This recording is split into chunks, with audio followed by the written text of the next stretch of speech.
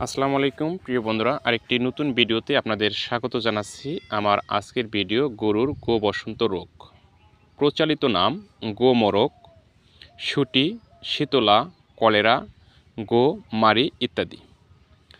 চলে যাব বিস্তারিত আলোচনায়। তার আগে আপনাদের কাছে ছোট্ট একটি রিকোয়েস্ট, আমার চ্যানেলে নতুন হয়ে থাকলে চ্যানেলটি সাবস্ক্রাইব করে দিন। সবার আগে নতুন নতুন ভিডিও পেতে পাশে থাকা বেল আইকনটি বাজিয়ে দিন। বন্ধুরা, যে কথা বলতেছিলাম, গরুর গো বসন্ত রোগ। রোগের কারণ রিন্ডারপেস্ট ভাইরাস দ্বারা এ রোগ হয়। রোগের কারণ রিন্ডারপেস্ট ভাইরাস দ্বারা এই গো বসন্ত রোগ সংঘটিত হয়। রোগের লক্ষণ: প্রথমে জ্বর হয়, তাপমাত্রা 105 ডিগ্রি ফরেনহাইট থেকে 160 ডিগ্রি ফরেনহাইট হয় এবং চোখ, নাক, মুখ দিয়ে পানি পড়ে ও নাকের পর্দা লাল হয়ে যায়। হৃদস্পন্দন ও শ্বাস প্রশ্বাস বৃদ্ধি পায়। আক্রান্ত পশুর মাড়ি, দাঁতের গোড়া, জিহ্বা এবং মুখ গহ্বরের ছোট ছোট ঘা হয়। প্রথম অবস্থায় কোষ্ঠকাঠিন্যতা থাকলেও পরবর্তী অবস্থায় ভীষণ দুর্গন্ধযুক্ত পাতলা পায়খানা হয়। পায়খানায় আম ও রক্তের মিশ্রণ থাকে।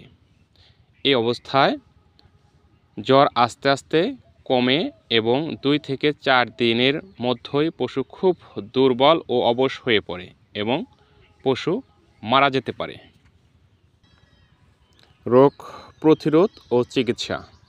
এই রোগ প্রতিরোধের ক্ষেত্রে প্রতিষেধক টিকার মাধ্যমে এই রোগ প্রতিরোধ করা যায়।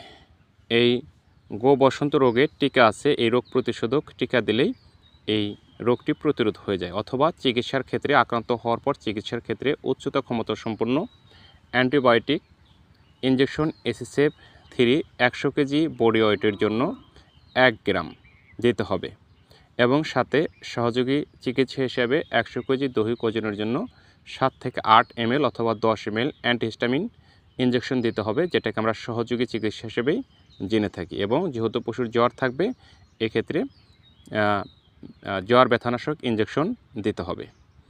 বন্ধুরা, আপনার খামারের সুস্থতার জন্য নিয়মিত টিকা বীজ ব্যবহার করুন।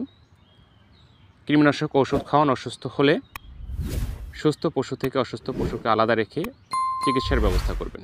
ভালো থাকবেন। আল্লাহ হাফেজ।